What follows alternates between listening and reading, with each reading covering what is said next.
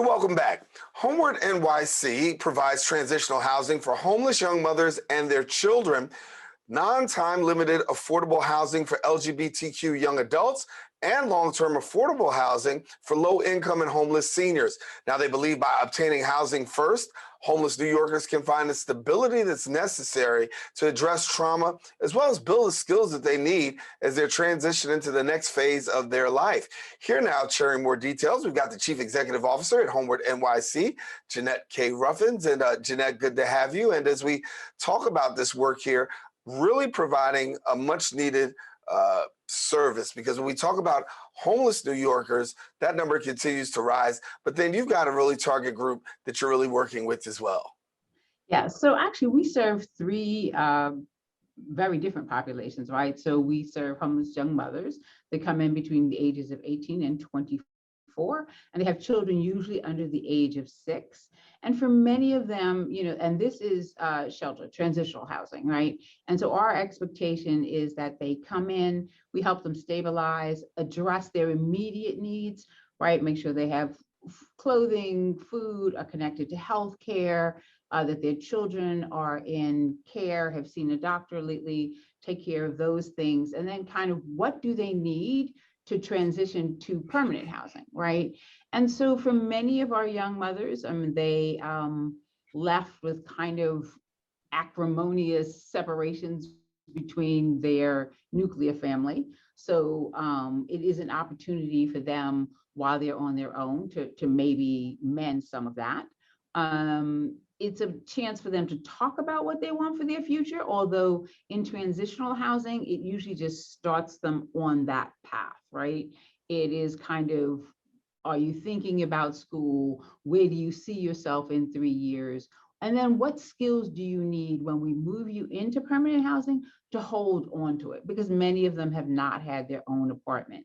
And so I think things like budgeting, most of them are on, if not very low income, fixed incomes, right? And actually, I have to say, I have found people on fixed income can budget better than many of us who have a lot more money, right? Because they have less money to do it with. But now they have a child, and they have to consider the needs of that child in there. So we help them with that. Many of them have experienced trauma. Many of them have not been in healthy relationships before that. So there is some conversation about what that is, what you want for yourself. How do you keep yourself safe? How do you negotiate a healthy relationship with your partner? Because many of them have them, even when they're not living with them in the transitional housing. And then what do you need? What are your top priorities as you're here for 9 to 12 months? What are your top priorities, and what can we do to help you move forward and be stable? Because for many young women, this is a cycle of homelessness. Many of our young families have been homeless already and have been homeless as children. That building is an intergenerational building. It actually shares space with seniors. So for our seniors, and a significant portion of our seniors are also coming out of homelessness. And so we know that homeless seniors have health issues almost, it's like if you're in your 60s, you have health issues of somebody who's almost 20 years older than you, right? Mainly because you've been homeless and you haven't had a chance to address your health care. So that's an opportunity. That's one of our primary concerns, is making sure you have your health care is stable, that you're connected to a primary care physician, that you're no longer running in and out of urgent care and emergency rooms. And then trying to create a community for our seniors, right? Trying to make sure that they are going to a senior center or reconnecting with people that maybe they lost connections with while they were in shelter and had to move around, so that they have a support system. Talk a lot about nutrition. We talk a lot about, even mental health. Many people have come into shelter with a level of depression and anxiety. So we have staff that works with them to help that. And then they too are kind of how to manage on a fixed income to be as healthy and as happy. And for us, we really do want people to age in place. So it's really trying to figure out what are the support systems that would allow you to do that. Now, Yeah. we've been around since 1989, and we started with the intergenerational site. And the other thing about having the intergenerational site before I move to the other population is that, the interaction between the seniors and the young mothers are helpful for both of them. It keeps seniors young to be around young people. And then I also think for some of our young mothers who have who do not have the best relationship with their families, it's nice to have an older adult kind of just giving you advice, even though as all young adults, sometimes they don't want to listen to it, right? Yeah. But it is good to see other people have experience. And then our other population is we serve LGBTQ young adults. So I'm sorry, I didn't want to cut you off, but I wanted to talk okay, to you about that because no, when you talk about serving LGBTQ adults, this is the latest initiative that I know that you have because I know that you're managing 3 sites and you've got the right. Bronx and then you've also got Harlem as well. And your LGBTQ community that you're serving right now is the most recent. Am I correct? Right. So that's happened. So we had the seniors and the young adults and the young mothers for a really long time. In about 2011, we opened our first site, our permanent housing site for LGBTQ young adults. Partly because if you think about 7% of the population in the US identifies as LGBTQ, about 40% of homeless youth identify as LGBTQ.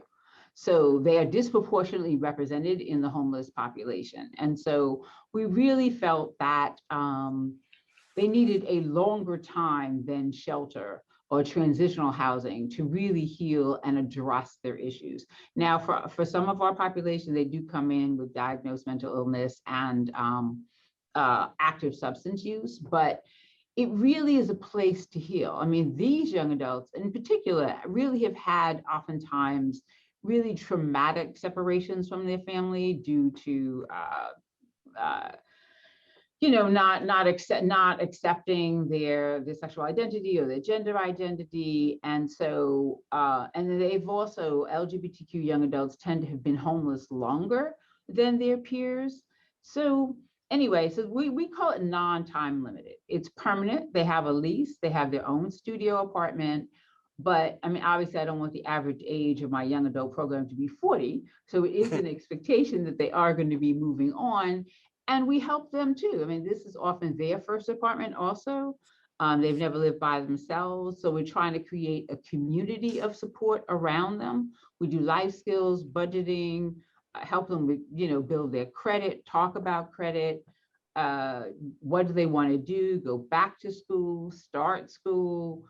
Many of them are working part-time. So we have conversations about, is this, sometimes it's just a job, but sometimes it could be, if you're in a different job, it could be a path to an actual career. So we work with them about that. And generally, it's really kind of a community of healing because most of them come with pretty rough lives. And when we talk about rough lives, I know that behavioral health is among the things that people are dealing with and contending with. And we see a rise in mental illness, we see a rise in substance abuse, and yet and still the services aren't always there as much as we'd like to see them. I know that you're doing a great job in terms of impacting people in the area of behavioral health. Talk about the wraparound that you provide through behavioral health. Right. So every site has a clinician who does an assessment. I mean, obviously, so first of all, services are voluntary. So even though we know that people come in with those issues, so we have to be the most engaging social workers that I've ever worked with, right? Because it is voluntary. And so part of it is developing a relationship. So we also use a harm reduction model, which means that you can come in actively using, you can continue to use while you're there. It's our job to help you see the harm that your use or non-compliance with your mental health is, how it's interfering with your goals that you've set for yourself. So if you tell me, I want to be a nurse, and I'm saying, okay, but you're getting high every day, it is unlikely that you will be successful in that program, right? If you're not paying your rent, or if you don't have food, I take that as an opportunity to reflect to you that your substance use is getting in the way of things that you have identified as your own goals, not my goals, your goals for yourself. And then I think it's the same thing with kind of compliance with mental health. I mean, some people are just anxious or depressed, and I don't say just, very serious. We do have people who have more intensive mental health issues. But if they are on the medication, stick to the regime, they can accomplish what they want to accomplish. And so our goal is to show them where their non-compliance with certain things interfere with the things that they want to do in their future. Well, I want to ask this because you talked about somebody who does have substance abuse may be allowed to still be in the home, right? Now, balance that out, because there's some people who are watching and saying, well, that seems kind of uncommon, because if you have somebody that's substance abusing and they're living in a house, it could be disruptive to the house. It could be disruptive to residents. How do you counter that, given the fact that you may have somebody that may be in the area of substance abuse and then somebody who may not? Right. So what I say is it's not your use that is going to put you at risk of losing your housing. It is your behavior, right? So it is not the fact that you are using drugs. It's the fact that when you use drugs, you may be banging on other people's doors or loud or whatever, right? So what I have to say to you, I have to separate out the fact that you're using a substance from your behavior under the influence.